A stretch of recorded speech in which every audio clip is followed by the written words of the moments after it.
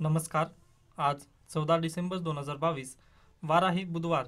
लोकसत्ता आणि द हिंदू वृत्तपत्र विश्लेषणमध्ये आपलं स्वागत आहे.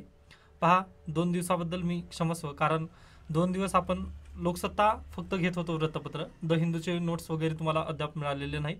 त्याचं मी बॅकलॉग जे आहे ते लवकरच कंप्लीट करून तुम्हाला त्याच्या नोट्स पण लवकरच प्रोव्हाइड करण्याचं आश्वासन नक्की देतो. ओके, तर चला आजपासून परत एकदा म्हणजे आपण जे शेड्यूल आहे आपलं त्या टायमिंगप्रमाणे वगैरे चालू करत आहोत. तर पहा, पहिली बातमी, फ्रॅक्चर्ड फ्रीडम हे जे पुस्तक आहे त्याचे जे अनुवाद वगैरे केलेलं होतं मराठी भाषेमध्ये, तर त्याला महाराष्ट्र शासनातर्फे एक पुरस्कार वगैरे देण्यात आलेलं होतं व लगेच राज्य सरकारने त्यावरती माघार पण घेतलेली आहे. मग त्याच्या विरोधात आता सध्याला निषेधाचा पूर वगैरे आलेला आहे राज्यभरामध्ये.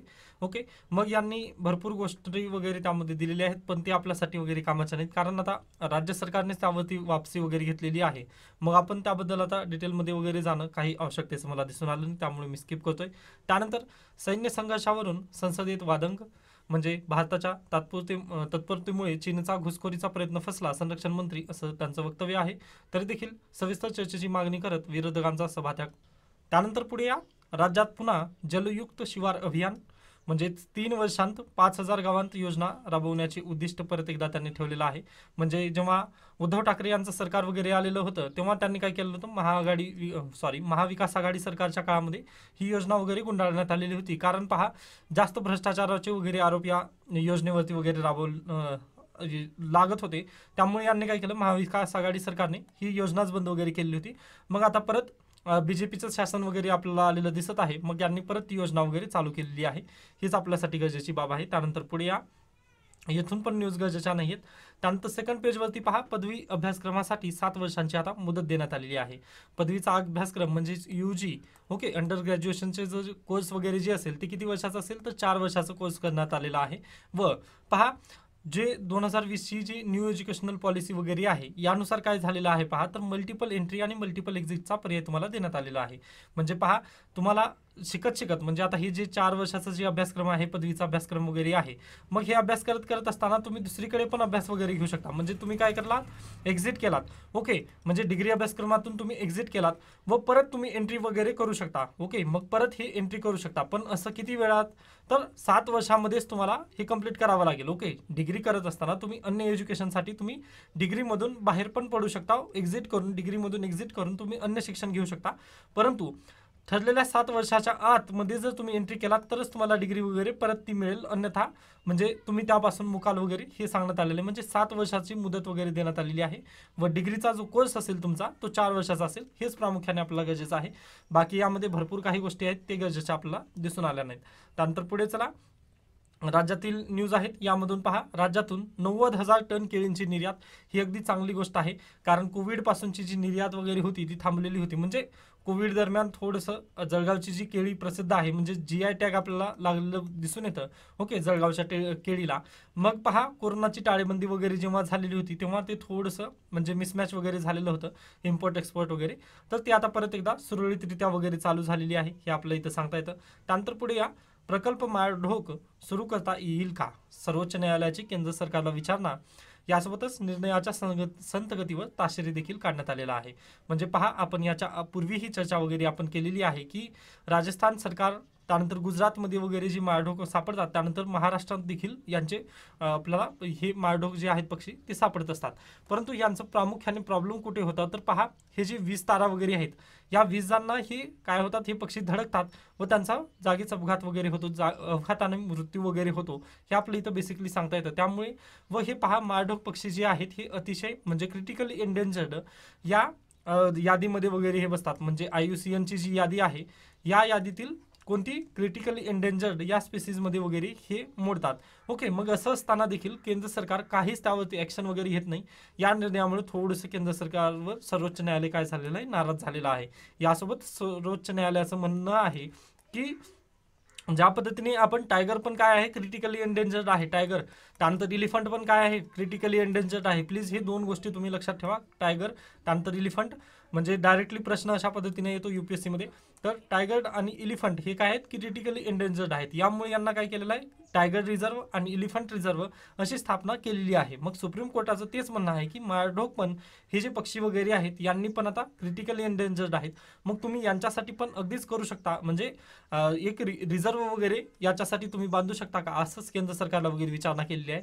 कारण पहा, भारतात दरवर्षी 18 माळढोक थर वाळवंटी प्रदेशात 20 तारांवर आढळून मृत्युमुखी पडतात, असे भारतीय वन्यजीव संस्थेच्या अहवालातच नमूद आहे.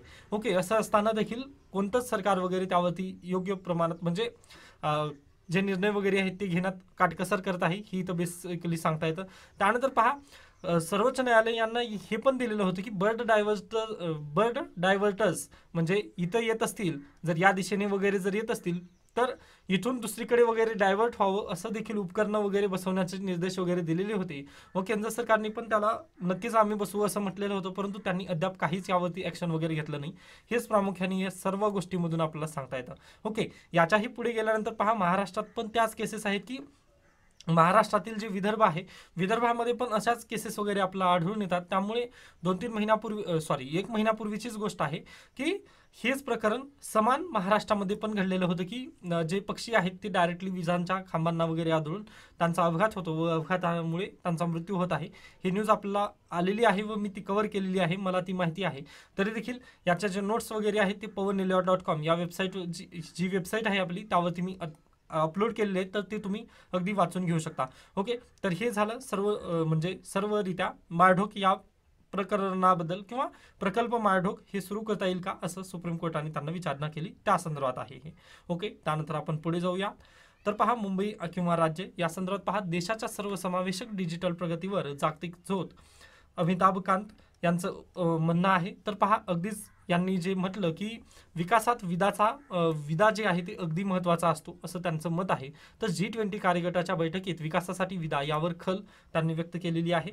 मग पहा, तुम्हाला एखादी डेव्हलपमेंट वगैरे जर करायची असेल, म्हणजे काही जरी गोष्ट म्हणजे आपला बिझनेस वगैरे जर वाढवायचा असेल, ओके, किंवा पहा यूट्यूब चॅनलचं पण ग्रोथ वगैरे जर करायची असेल, तर तुम्ही पण गुगल ॲनालिटिक्स वगैरे त्याचा वापर करता.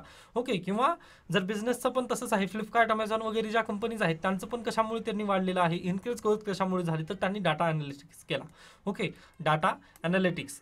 ओके, मग पहा, यामुळे काय होतो, तर यामध्ये पण डाटा हा महत्त्वाचा घटक आहे. आता फ्लिपकार्ट ही कंपनी घेतलं मी, त्यामधून डाटा ॲनालिटिक्स वगैरे याचा संदर्भ थोडासा घेतला. पहा, आत्ताच गुगलला वगैरे तुम्ही सर्च करून पहा, म्हणजे एखादी गोष्ट वगैरे किंवा फ्लिपकार्टवरती एखादी गोष्ट सहज सर्च करून पहा व तुम्ही परत इंस्टाग्रामवरती वगैरे जा, मग तुम्हाला तिथं काय येईल, ॲड त्याच गोष्टीची येते. म्हणजे फ्लिपकार्टवर तुम्ही जे काही सर्च कराल तेच तुम्हाला ॲड इंस्टाग्रामवरती वगैरे मिळून जाईल. ओके, हे अगदी तशा पद्धतीने आहे. मग पहा, यालाच काय म्हणतं, हे डाटा ॲनालिटिक्स करतात ते. ओके, याच्याच मागे काय AI तंत्रज्ञान वगैरे आहे. मग अमिताभ कांत यांनी पण तेच म्हटलेलं आहे की डाटाचा खूप महत्त्वाचा रोल वगैरे इथं दिसून येतोय. ओके, राज्यात 70,000 कोटींची गुंतवणूक, म्हणजे ज्या पद्धतीने जर पाहिलं आपण वेदांत, फॉक्सकॉन वगैरे जे प्रकल्प पळाले त्याच्या संदर्भात आता 70,000 कोटींची महाराष्ट्रामध्ये गुंतवणूक होत आहे. व त्याचा जर पाहिला तर पुणे, नाशिक, मराठवाडा, विदर्भ या सर्वांना 55,000 लोकांना रोजगार देण्यासंदर्भात फायदा होणार आहे, हे आपलं इथं दिसून येतं. त्यानंतर महाराष्ट्र राज्य सरकार आता 19 डिसेंबरपासून त्यांचं विधानसभेचं अधिवेशन वगैरे चालू होणार आहे. मग त्या अधिवेशनामध्ये 5 कामगार कायदे जे आहेत त्यामध्ये सुधारणा वगैरे करणार आहेत. मग पाहूयात त्यांचे बिल वगैरे कशा पद्धतीने ते ठेवतील व त्यामध्ये काय काय तरतूद वगैरे करतील ते आपण पाहायचंच आहे. कारण यांनी जास्त दिलेलं नाही आहे, फक्त यांनी दिलेलं आहे की कोणत्या कायद्यामध्ये वगैरे बदल होतील, पण काय काय बदल होतील ते अद्याप आपल्याला दिसून आलं नाही. त्यामुळे तुम्ही याला पण स्किप करू शकता. त्यानंतर पुढे चला. 1 ग्लास पाण्यातून घराला वर्षभर वीज, म्हणजे अणुकेंद्रक संयोगातून वीज ऊर्जा निर्मितीचा प्रयोगाला यश. वॉशिंग्टन येथे म्हणजे जी प्रयोगशाळा आहे, प्रयोगशाळेमध्ये त्यांनी पहा न्यूक्लिअर फ्युजन याच्यापासून ऊर्जा निर्मिती करण्याच्या प्रकल्पाला अमेरिकेत संशोधकांना यश आल्याची बातमी आपल्याला समजत आहे. ओके, म्हणजे अगदीच हे जर न्यूक्लिअर फ्युजन वगैरे जर झालं तर हे क्लीन एनर्जीचं एक उदाहरण आहे. ओके, क्लीन एनर्जी, कारण पहा आपल्याला सस्टेनेबल डेव्हलपमेंट गोल. ओके, यामध्ये तुम्हाला जे सस्टेनेबल डेव्हलपमेंट गोल्स आहेत, ओके, जे 17 गोल्स आहेत त्यामध्ये तुम्हाला एक सांगता येतं की क्लीन एनर्जी हे पण एक गोल आहे. मग हे SDG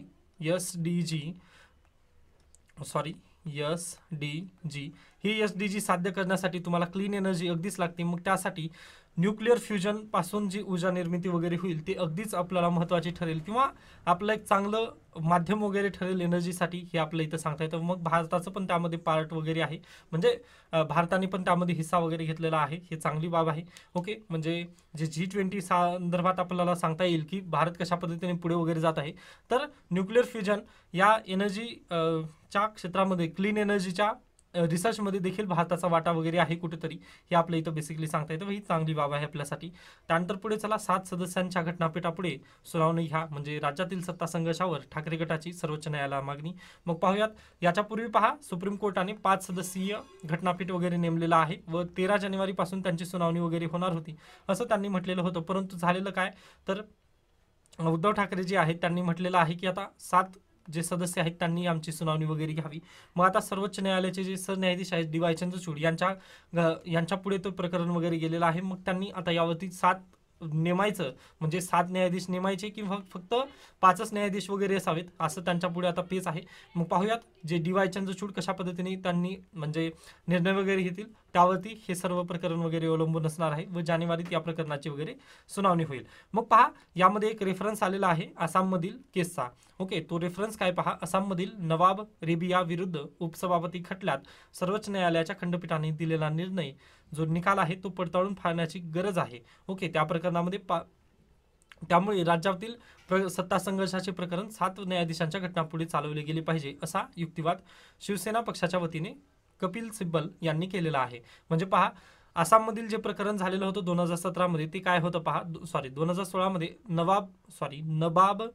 नबाम रेबिया प्रकरणात विधानसभा अध्यक्षांविरुद्ध अविश्वासाचा प्रस्ताव प्रलंबित असेल तर उपाध्यक्षांना आमदारांविरोधात अपात्रतेचा कारवाई करता येणार नाही, असा निर्णय जो आहे तो सर्वोच्च न्यायालयाने दिला होता. म्हणजे या प्रकरणामध्ये काय होतं पहा, तर जे हे असतील, म्हणजे विधानसभेचे अध्यक्ष वगैरे असतील, त्यांच्या विरोधात जर अविश्वासाचा प्रस्ताव वगैरे जर प्रलंबित असेल तर त्यांनी ज्या आमदारांना वगैरे जर हे केलेलं असेल, म्हणजे त्यांना डिसमिस वगैरे केलेलं असेल, तर हे जे निकाल आहे ते जे अध्यक्षांनी वगैरे जो निकाल वगैरे लावलेला असेल तो काय होईल, डिसमिस वगैरे होईल, म्हणजे तो निकाल ग्राह्य वगैरे धरला नाही, असं सुप्रीम कोर्टाने याच्यापूर्वी म्हटलेलं आहे. मग सत्ता पेचामध्ये आता महाराष्ट्राचा निकाल कशा संदर्भात आहे पहा, महाराष्ट्रामध्ये पण असंच झालेलं आहे होतं. पहा, महाराष्ट्रामध्ये अध्यक्ष तर नव्हता आपल्याकडे. ओके, अध्यक्ष विधानसभेचा तेव्हा प्रेझेंट नव्हता, तर कोण होते, उपाध्यक्ष होते. ओके, मग काय झालेलं पहा, उपाध्यक्ष होते ना, मग यावेळेस उपाध्यक्षांनी काय केलं, शिंदे गटातील जे आमदार वगैरे होते यांना काय केले, त्यांनी निलंबित केले. ओके, निलंबित केले. मग त्यांनी काय म्हटले, जे शिंदे गट होतं त्यांनी काय केलं, डायरेक्टली सर्वोच्च न्यायालयात वगैरे याचिका टाकली व सर्वोच्च न्यायालयात गेल्यानंतर त्यांनी काय म्हटले, जे निलंबित वगैरे म्हणजे जे निलंबित आमदार आहेत त्यांनी सर्वोच्च न्यायालयात याचिका टाकून त्यांनी काय केलेलं आहे पहा, तर जे उपाध्यक्ष आहेत यांच्यावरच त्यांनी अविश्वासाचा प्रस्ताव वगैरे दाखल केलेला होता. अविश्वासाचा प्रस्ताव यांच्यावर दाखल केला. ओके, अविश्वास यांच्यावर दाखल केलेला आहे उपाध्यक्षाच्यावर. मग आता पहा, सुप्रीम कोर्टाने याच्या संदर्भात ऑलरेडी जे आसाम खटला होता याच्या संदर्भात ऑलरेडी सुप्रीम कोर्टाने निकाल दिलेला आहे की जे अध्यक्ष असतील किंवा उपाध्यक्ष असतील यांच्या विरोधातच जर अविश्वासाचा प्रस्ताव वगैरे जर प्रलंबित असेल तर त्यांनी जे निर्णय वगैरे दिलेतील त्याच्यावर म्हणजे हे करण्यात येणार नाही, म्हणजे त्यांच्यावरची जी निलंबनाची कारवाई वगैरे ग्राह्य धरतील ती ग्राह्य धरली जाणार नाही, असं सुप्रीम कोर्टाचं म्हणणं आहे. मग शिंदे गटांनी बरोबर खेळी याच्याच पद्धतीने केलेली आहे व आसामची जे प्रकरण होतं त्यामध्ये 5 जजीय बेंचेसने वगैरे हे दिलेलं होतं, निकाल दिलेलं होतं. त्यामुळे या खटल्याचा रेफरन्स वगैरे सुप्रीम कोर्टाने याआधी घेतलेला होता. त्यामुळे उद्धव ठाकरे या गटाने काय केलेलं आहे, आता 7 जजीय बेंचने जो निर्णय घेतलेला होता आसाम खटल्यामध्ये तो आता कुठेतरी बदलता यावा यासाठी त्यांनी पुनर्विचार याचिका वगैरे यामध्ये दाखल केलेली आहे. मग पाहूयात आता ही केस कशा पद्धतीने, अगदीच पहा, जे शेड्यूल 10 आहे आपलं, अनुसूची 10, त्यामध्ये भरपूर काही घटना वगैरे निघणार आहेत. त्यामुळे अगदीच हे प्रकरण जे होणार आहे शिवसेनेचं ते अगदीच बेस्ट होणार आहे, म्हणजे त्यामधून आपल्याला बहुतांश जजमेंट वगैरे जे आहेत ते मिळणार आहेत. मग पाहूयात कशा पद्धतीने त्याचं इंटरप्रिटेशन वगैरे जे आहे सुप्रीम कोर्ट नव्याने लावून देईल. ओके, त्यानंतर आपण पुढे जाऊयात. कुलपतीपदी राज्यपालांऐवजी शिक्षण तज्ज्ञ, हे केरळ गव्हर्नमेंटने काय केलेलं आहे पहा, विधेयक मंजूर करून घेतलेलं आहे. आता काय होईल, हे राज्यपालांकडे वगैरे जाणार आहे. मग पहा, परत एकदा केरळमध्ये राज्यपाल विरुद्ध जे राज्य सरकार आहे त्यांचा वाद पेटून उठणार आहे, तुम्ही लक्षात घ्या. आता पुढचे 8 दिवस 10 दिवस जर असेल तर तुम्ही नक्की पाहू शकता की केरळमध्ये काय होईल, यांचा हंगामा नक्की होणार आहे. केरळचे राज्यपाल विरुद्ध राज्य सरकार याच्या पूर्वी पण झालेलं आहे. जे राज्यपालांनी जे नियुक्ती वगैरे केली होती त्या संदर्भातच यांचं पूर्ण भांडण वगैरे चालू होतं. मग आता ते भांडण शांत झालेलं होतं. परत एकदा राज्य सरकारने काय केलंय, त्यांच्या विरोधात आता ही म्हणजे विधेयक वगैरे बनवलेलं आहे. मग परत हे वाद वगैरे फुटेल. पाहूयात आपण कशा पद्धतीने त्यांनी म्हणजे हे करतील. त्यानंतर पुढे चला, भारताच्या G20 अध्यक्षपदास G7 गटाच्या देशांचा पाठिंबा हे अगदीच आपल्याला माहिती आहे, त्याबद्दल काही गरजेचं नाही वाचण्याचं वगैरे. त्यानंतर G20 एक पृथ्वी एक भविष्य मी वाचलेलं आहे, परंतु मला त्यामधून काही भेटलेलं नाहीत गजा. त्यांनी इथं दिलेलं आहे की त्या दृष्टीने G20च्या माध्यमातून अर्थ, आरोग्य, हवामान बदल, डिजिटल व्यवहार, क्रिप्टोकरन्सी अशा विविध क्षेत्रांशी संबंधित धोरणे आखताना वसुधैव कुटुंबकम या जे हा जो विचार आहे तो केंद्रस्थानी वगैरे ठेवला जाईल असं त्यांनी म्हटलेलं आहे. पाहूयात मग कशा पद्धतीने आता भारत वगैरे देशातील सर्वांना लीड वगैरे करेल, G20 गटांना वगैरे कशा पद्धतीने लीड करेल हेच पाहायचं आहे. मग आता इथं त्यांनी भरपूर आव्हानं वगैरे भारतापुढील दिलेली आहेत. हे मला पण वाटले नाहीत, हे सर्व तुम्हाला माहिती आहेत व हे गरजेचं नाही. UPSC अशा पद्धतीने प्रश्न वगैरे विचारणार नाही असं माझं मत आहे, त्यामुळे मी याला स्किप करतोय. त्यानंतर पुढे या, येथून पण गरजेची न्यूज दिसत नाही. संपादकीय, नेहरू स्मरण नको, म्हणजे जिनपिंग भारताला सॉफ्ट टार्गेट समजत असतील तर चीनला कळेल अशा भाषेत उत्तर देण्याची तयारी आपणास करावी लागेल. म्हणजे पहा 1962, ओके 1962ला सरकार होतं जवाहरलाल नेहरू, ओके तत्कालीन जवाहरलाल नेहरू यांचं सरकार होतं. मग तेव्हा पण सॉफ्ट टार्गेट वगैरे अशा पद्धतीने डिप्लोमॅसी वगैरे त्यांनी केलेली होती. मग आता थोडंसं आपण इतिहासात आणखी थोडंसं मागे जाऊयात. पहा, भारत स्वातंत्र्य झाला 1947ला, बरोबर. मग त्यानंतर 2 वर्षांनी स्वातंत्र्य झालं चायना 1949 दरम्यान. मग तेव्हा चालू होतं जगामध्ये शीतयुद्ध, ओके कोल्ड वॉर वगैरे जे होतं ते आपला कोल्ड वॉर चालू असलेलं आपल्याला पाहायला मिळतं. ओके, मग या कोल्ड वॉर दरम्यान जे जवाहरलाल नेहरू होते यांनी लीड केलं, जे पंचशील तत्व होते किंवा त्याच्या पुढे गेल्यानंतर जे नामची वगैरे स्थापना केली, NAM म्हणजे नॉन अलाइनमेंट मुवमेंट, ओके किंवा आपण त्यालाच म्हणतो अलिप्त राहण्याचा वगैरे त्यांनी जो निर्णय घेतला, त्यामध्ये त्यांनी पहा 1950 दरम्यान हिंदी चीनी भाई भाई असा नारा वगैरे दिला व चायनाचे जे राष्ट्राध्यक्ष वगैरे होते त्यांना पण सोबत घेऊन त्यांनी अगदीच दौरे वगैरे केलेले होते. पहा, जवाहरलाल नेहरू यांनी चायनासोबत म्हणजे अगदी पुढे गेल्यानंतर म्हणजे त्यांना सोबत घेऊन वगैरे त्यांनी काय केलेलं होतं तर नॉन अलाइनमेंट मुवमेंट वगैरे जे आहे किंवा जे अलिप्ततावादी धोरण आहे त्याचा प्रचार प्रसार वगैरे त्यांनी केलेला होता. व तेव्हाच आपल्याला पाहता येतं की हिंदी चीनी भाई भाई अशा पद्धतीने नारे पण दिले होते 1950च्या दशकामध्ये, बरोबर. मग हे झाल्यानंतर लगेच 1962ला डिस्प्यूट झालं. पहा, वार म्हणत नाही आपण, ओके प्लीज तुम्ही लक्षात घ्या. इंटरनॅशनल रिलेशन जेव्हा तुम्ही शिकाल तेव्हा 1962चं जे हे आहे जे युद्ध वगैरे जे म्हणतो आपण ते युद्ध गव्हर्नमेंट ऑफ इंडिया तर्फे मानण्यात येत नाही. त्यामुळे तुम्ही पण प्लीज ते लिहू नका. परीक्षेमध्ये जर विचारलं तर 1962चं युद्ध नव्हतं तर ते डिस्प्यूट होतं, ओके डिस्प्यूट होतं असंच गव्हर्नमेंट ऑफ इंडियाने वगैरे एक्सेप्ट केलेलं आहे. त्यामुळे तुम्ही पण डिस्प्यूट लिहायचा आहे इंटरनॅशनल रिलेशनचा पेपर लिहिताना, परंतु तुम्ही असं बोलताना वगैरे लिहू शकता की 1962चं युद्ध होतं, ओके. मग हे अशा पद्धतीचे ब्रॉड वगैरे ओव्हरव्ह्यू आपल्याला सांगता येतं की चायना काय करतं, इतिहासापासूनच तशी वृत्ती वगैरे राहिली आहे की नेहरू यांनी त्यांना सपोर्ट केलं तरी देखील ते म्हणजे आपल्या विरोधातच वगैरे आले. त्यानंतर आता पण तसं चाललेलं आहे. पहा, एका महिन्याच्या पूर्वीचीच गोष्ट आहे, नोव्हेंबर 15 रोजी जेव्हा G20ची समिती वगैरे चालू होती तेव्हा काय झालेलं होतं, आपल्याकडे एक व्हिडिओ वगैरे आलेला होता. जे नरेंद्र मोदी भारताचे पंतप्रधान आहेत, त्यानंतर जिनपिंग आहेत, हे दोघं पण एकदाच म्हणजे शेक हँड वगैरे केले. तसंच करून देखील लगेच 1 महिन्यानंतर काय झालं, त्यांनी भांडण परत उकरून वगैरे काढलं. अगदी तसंच आहे इकडे. नेहरूला पण त्यांनी सोबत वगैरे घेतलेले होते, म्हणजे नेहरूचा पण पाठिंबा वगैरे त्यांनी घेतला. आता जसं नरेंद्र मोदी यांनी पाठिंबा वगैरे दर्शवला तरी देखील हे परत म्हणजे काय म्हणतो आपण डिस्प्यूट वगैरे उकरून काढतात. तशाच पद्धतीने या लेखमध्ये वगैरे दिलेलं आहे. तरी पण हे इंटरनॅशनल रिलेशनच्या संदर्भातून वगैरे जास्त काही गरजेचं नाही. फक्त हे ब्रॉड ओव्हरव्ह्यू जे मी सांगितलं ते तुम्हाला जर समजलं असेल तर एवढं तुम्ही लक्षात ठेवा, बाकी काही गरजेचं वगैरे दिसून आलं नाही. त्यानंतर dear Nehru you are under arrest, म्हणजे ज्या पद्धतीने केस्ड पॅरेट वगैरेची संख्या वगैरे वाढत आहे, म्हणजे सुप्रीम कोर्टानेच सांगितलेलं आहे की जे CBI त्यानंतर ED वगैरे ज्या संस्था आहेत ती केस्ड पॅरेट पद्धतीने वगैरे कार्य करत आहेत व अगदी जवाहरलाल नेहरूला प्रत्येक वेळेस दोषी वगैरे ठरवण्यात येतं. तर त्या संदर्भात हा लेख आहे, हे पण गरजेचं नाही. तरी देखील इथे एक शायरी आहे ते तुम्ही वाचून घेऊ शकता, बाकी काही गरजेचं नाही. म्हणजे इफेक्टिव्हली यांनी लेख लिहिण्याचा वगैरे प्रयत्न केलेला आहे, हे अगदीच बेस्ट आहे. त्यानंतर पुढे चला. त्यानंतर क्रीडा आणि अर्थसत्ता न्यूज आहेत, या गरजेच्या नाहीत आपल्यासाठी. तर अशा पद्धतीने आजचं लोकसत्ता वृत्तपत्र तिथं संपतं. त्यानंतर आपण सुरुवात करूयात आजचं द हिंदू. पहा पहिली news, Chinese try to change LAC status quo, Rajnath Singh. Okay, जे पार्लमेंटमध्ये चर्चा वगैरे झाली त्या संदर्भात आपण लोकसत्तामध्ये न्यूज पाहिली. त्यानंतर पुढे या, India triggers a clash says PLA, situation is stable insist foreign ministry. म्हणजे सिच्युएशन सध्याला स्टेबल आहे, फॉरेन मिनिस्ट्री पण त्यावरती जबाब वगैरे दिलेली आहे.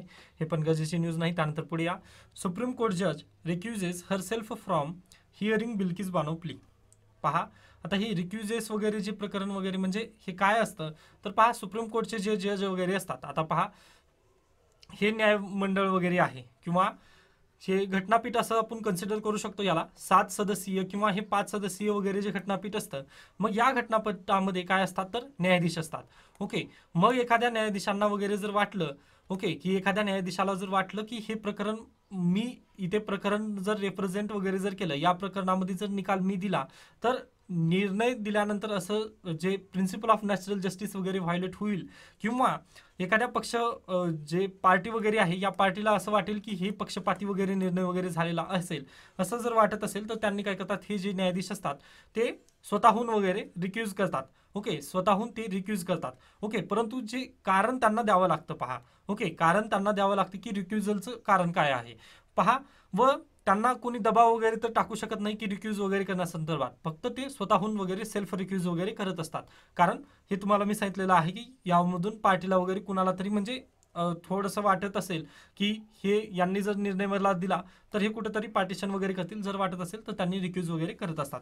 ओके, मग आता सुप्रीम कोर्टामध्ये जी बिल्किस बानो प्रकरणावरती जी याचिका वगैरे गेलेली होती, त्यामध्ये जे जस्टिस बेला आहेत त्यांनी काय केलेलं आहे, स्वतःहून रिक्यूज वगैरे केलेलं आहे. त्यांनी काय म्हटलेलं आहे तर ते गुजरातमधून बिलॉंग करतात व त्यांनी गुजरात हायकोर्टामध्ये वगैरे सर्व्हिस केलेली आहे.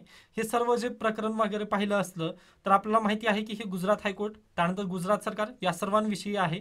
त्यामुळे जे बेला आहेत, जस्टिस बेला यांनी काय केलेलं आहे, हे या याचिकेची जी सुनावणी वगैरे होणार होती त्या ज्या न्यायपीठामध्ये वगैरे जी होत्या किंवा घटनापीठामध्ये वगैरे त्या ज्या होत्या, त्यांनी त्यामधून आता म्हणजे माघार वगैरे घेतलेली आहे. मग आता हे प्रकरण जे आहे ते परत DY चंद्रचूड यांच्याकडे गेलेलं आहे. मग DY चंद्रचूड एक तर स्वतः बसतील किंवा दुसऱ्या एखाद्या व्यक्तीला वगैरे म्हणजे त्या न्यायपीठाची संख्या वगैरे परिपूर्ण करून ते परत एकदा प्रकरण दुसऱ्या खंडपीठाकडे वगैरे पाठवतील. मग आता ते पाहायचं आहे. फक्त तुम्हाला रिक्युजल या शब्दाचा अर्थ व परीक्षेमध्ये जर अशा पद्धतीने प्रश्न जर आला तर तुम्हाला माहिती असायला हवं.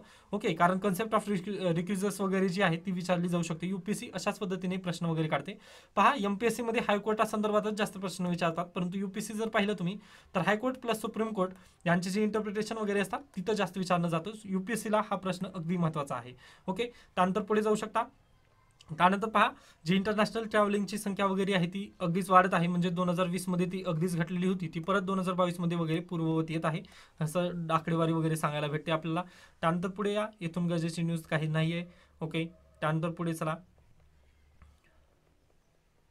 त्यानंतर पहा, is your organisation up to date with the annual POSH report, Vishakha guidelines म्हणून. ओके, म्हणजे राजस्थानमधील एक घटना होती.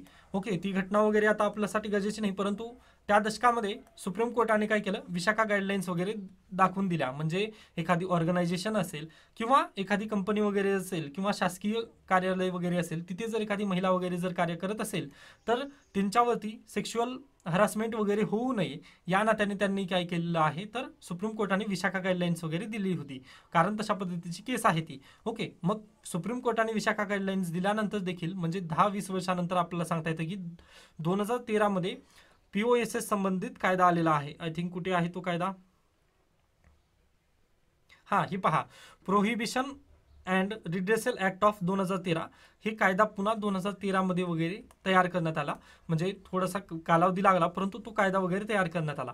मग या कायद्यानुसार काय सांगण्यात आलेलं आहे की जिथे जिथे 10 एम्प्लॉई वगैरे असतील, ओके, ज्या एखादी संघटना वगैरे असेल किंवा संस्था असेल किंवा शासकीय कार्यालय वगैरे असेल, तिथे जर 10 एम्प्लॉईपेक्षा जर जास्त वर्क वगैरे करत असतील तर तिथे POSH या कायद्यानुसार एक जे हे आहे, म्हणजे काय म्हणतो आपण, जे कंप्लेंट बॉक्स असेल किंवा एक तिथे डिस्प्यूट रिझोल्युशन म्हणजे DR याची स्थापना वगैरे करायला हवं असं त्यांनी म्हटलेलं आहे. या DRची वगैरे स्थापना होईल व हे DR काय करेल, दरवर्षाची जे ॲन्युअल असेल म्हणजे हे डिसेंबर असेल तेव्हा हे जे ऑर्गनायझेशन वगैरे असतील ते स्वतःहून रिपोर्ट सादर करतील. ओके, व जर रिपोर्ट सादर केले नसतील तर त्यांना परत एकदा अल्टिमेटम दिलं जाईल. जानेवारी म्हणजे जे नवीन वर्षाचं जे जानेवारी येईल तेव्हापर्यंत त्यांना ते अल्टिमेटम असेल की त्यांनी ते द्यायलाच हवं. ओके, जर तशा पद्धतीने त्यांनी जर दिलं नसेल, म्हणजे रिपोर्ट वगैरे दिलं नसेल की आमच्या ऑर्गनायझेशनमध्ये एवढे एवढे डिस्प्यूट वगैरे आले होते सेक्शुअल हरासमेंटबद्दल व तेवढ्याचे आम्ही डिस्प्यूट रिझोल्युशन 90 दिवसामध्ये वगैरे दिलेलं आहे, जर दिलं नसेल तर द्यायला हवं अशा पद्धतीने तिथे सांगावं लागतं रिपोर्टमध्ये. ओके, जर ती रिपोर्ट डिसेंबरमध्ये सबमिट झाली नाही तर जानेवारीपर्यंत ती सबमिट करायलाच हवं असं डायरेक्टली त्या कायद्यामध्ये वगैरे आहे.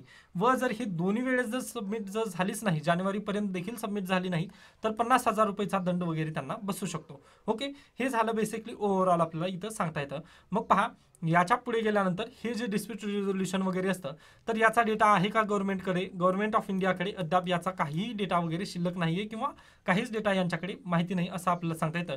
तरी देखील जर पाहिलं तर हे काय होतं, तर हे जे काय म्हणतो डिस्प्यूट रिझोल्युशन वगैरे यांनी जे डेटा वगैरे देतील ते कुणाला देतील तर डीएम म्हणजे जे जिल्हाधिकारीचं रोल वगैरे असतं ते इथं आपल्याला बेसिकली सांगता येतं की जिल्हाधिकारी कशा पद्धतीने रोल वगैरे कार्य करतात. तर पहा, जिल्हाधिकारी काय करतील तर त्यांच्यासाठी एक डिस्ट्रिक्ट ऑफिसर देखील नेमून देऊ शकतात किंवा ते स्वतंत्ररित्या आपल्याकडेच म्हणजे स्वतः जे जिल्हाधिकारी असतील ते स्वतः यावरती देखरेख वगैरे ठेवू शकतात की पॉस्ट कायद्यानुसार बरोबर संस्था वगैरे कार्य करत आहेत का नाही. ओके, जर कार्य करत नसतील तर 50,000चा दंड डायरेक्टली त्यांच्यावर ठोठावला जाऊ शकतो. ओके, हे सर्व काही आहे ते विशाखा गाईडलाईन संबंधी किंवा जो पॉस्ट कायदा आहे तर त्या संदर्भात आहे. तर पहा, विशाखा गाईडलाईन्स काय होत्या वगैरे ते काही म्हणजे ते तुम्ही वाचून घेऊ शकता, म्हणजे ती केस वगैरे काय होती तो तुमचा इंटरेस्ट वगैरे असू शकतो. त्यानंतर पॉस्ट कायदा वगैरे आहे त्या संदर्भात प्रश्न विचारला जाऊ शकतो. याच्यानंतर जे मीटू प्रकरण होतं पहा, #मीटू. ओके, हे पण याच संदर्भात आहे हे आपल्याला सांगता येतं व यावरती युपीएससीने प्रश्न विचारला होता. ओके, मीटू प्रकरण हे कशा संदर्भात होतं हे युपीएससीने प्रश्न विचारून गेलेला आहे, त्यामुळे हे पण प्रश्न नक्की विचारला जाऊ शकेल. म्हणजे पहा, स्टेटमेंट दिले जातील की गव्हर्नमेंटकडे डेटा आहे का, तर जर स्टेटमेंट तशा पद्धतीने हे ओनली ट्रू ओनली फॉल्स वगैरे जर असेल तर गव्हर्नमेंटकडे याचा डेटा नाही आहे. ओके, त्यानंतर पुढे गेल्यानंतर 50,000चा दंड लावला जातो का, तर हे स्टेटमेंट बरोबर आहे. तर अशा पद्धतीचे स्टेटमेंट इथून बनले जातील, त्यामुळे प्लीज याला थोडंसं तुम्ही गंभीररित्या वाचू शकता. त्यानंतर पुढे चला, त्यानंतर आजचे एडिटोरियल पहा, the attack on the last बास्टन the judiciary. म्हणजे तुम्ही पाहिलेला आहे थोडंसं हे क्रिटिसाइज केलेलं आहे, म्हणजे हा जो लेख आहे तो क्रिटिक्सच्या रित्या वगैरे देण्यात आलेला आहे. तुम्ही हा वाचाल तर वाचू शकता, फक्त मी थोडंसं एक्सप्लेन करतो. पहा, आपल्या डेमोक्रेसीचे 3 पिलर म्हणतो व चौथा पिलर आहे तो मीडिया. ओके, मग पहा,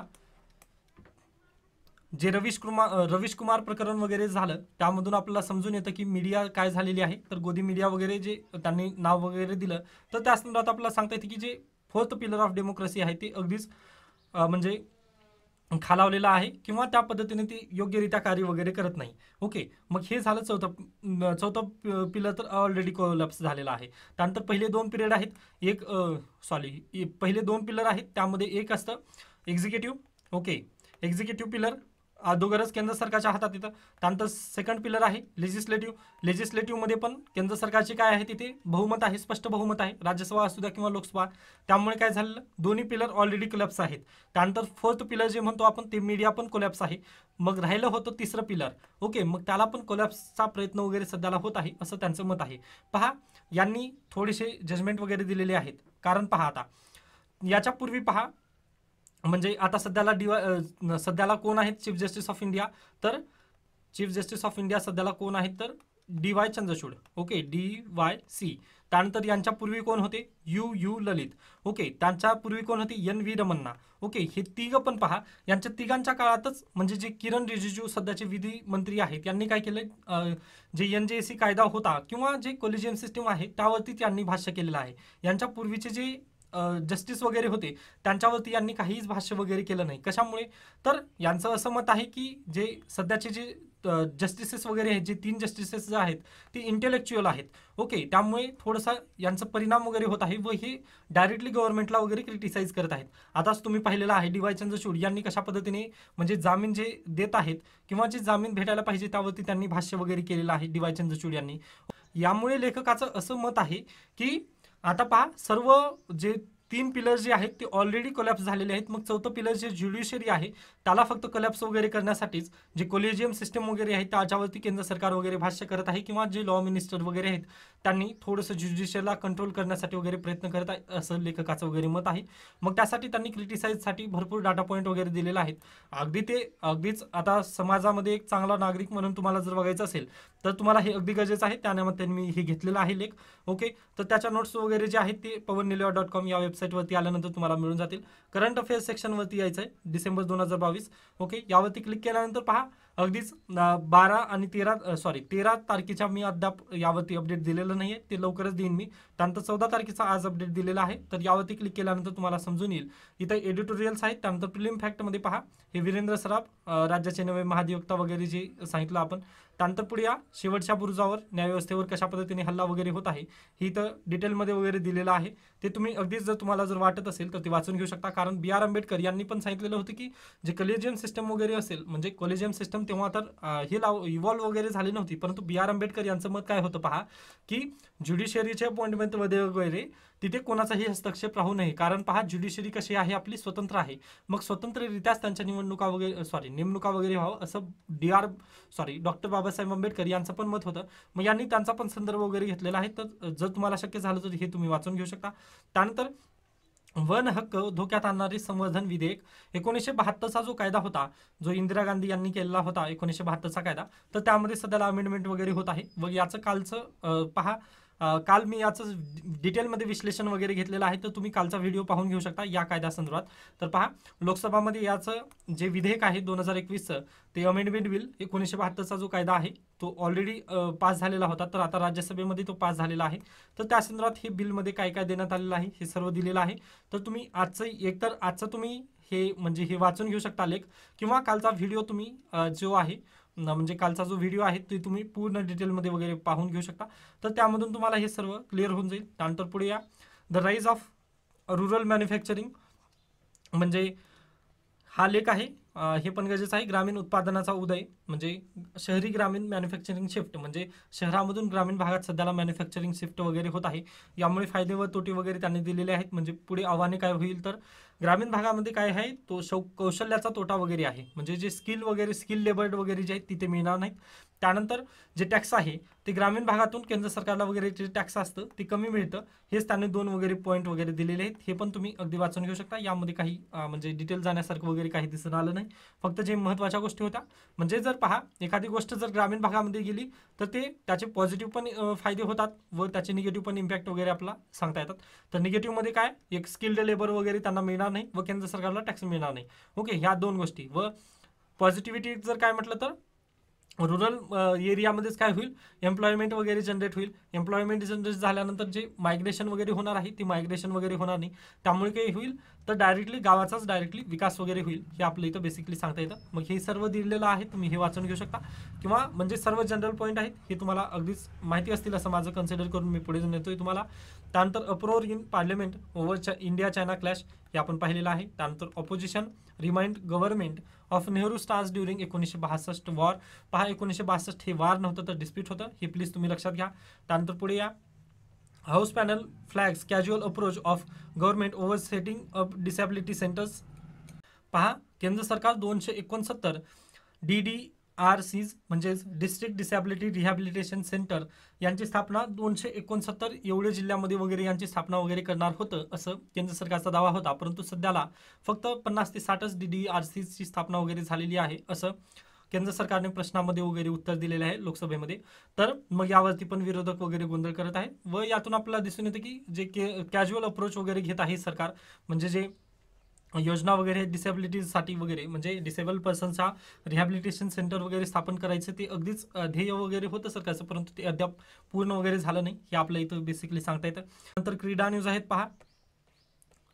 त्यानंतर टेक्स्ट आणि कंटेक्स्ट यामध्ये US आणि चायनाची पॉलिसी वगैरे दिलेली आहे. त्यानंतर कांतारा या मूवीबद्दल वगैरे दिलेलं आहे. तर पहा कांतारा जी मूवी वगैरे आहे ती पहा Tulu speaking people of Udupi and Dakshina Kannada in Karnataka येथून स्पिरिट वगैरे त्यांचं, म्हणजे जे कांताराचं जे मूवीबद्दल वगैरे दाखवलेलं आहे, जे कल्चर वगैरे आहे ते कुठून आलेलं आहे, तर तुलू स्पीकिंग जे पीपल वगैरे आहेत त्यांचं कल्चर वगैरे आहे ते. व यासोबतच हे कुठे बोललं वगैरे जातं, म्हणजे दक्षिण कर्नाटक व नॉर्थ केरळ यामध्ये हे पीपल वगैरे राहतात, हे आपलं इथं बेसिकली वगैरे सांगितलेलं आहे. मग असंच भारताची जी संस्कृती वगैरे आहे त्यावरती अद्याप म्हणजे त्याचं जतन वगैरे होणं गरजेचं आहे असं ते या लेखकाचं वगैरे म्हणणं आहे. हे मी डिटेल वगैरे जात नाही, फक्त ही कांतारा मूवी गाजलेली आहे व त्याबद्दल प्रश्न विचारला जाऊ शकेल नक्की. त्यामुळे लक्षात घ्या तुलू पीपल आहेत ते, व हे कुठं कुठं राहतात तर कर्नाटकाचे साऊथ व केरळचे नॉर्थ. ओके, हे तुम्हाला लक्षात असायला हवं. तर अशा पद्धतीने आजचं लोकसत्ता आणि द हिंदू वृत्तपत्र ते संपतं. पहा, आजच्या जे महत्त्वाच्या नोट्स वगैरे आहेत ते ऑलरेडी आपल्या वेबसाईटवरती वगैरे अपलोडेड आहेत. व जे कालचं वगैरे जे राहिलेलं आहे, ओके, कालच्या ज्या नोट्स वगैरे राहिले आहेत त्या मी लवकरच अपलोड करेन. तरीही आपल्याला याबाबत काही शंका आणि काही सजेशन असतील तर तुम्ही नक्की मला सांगू शकता. धन्यवाद.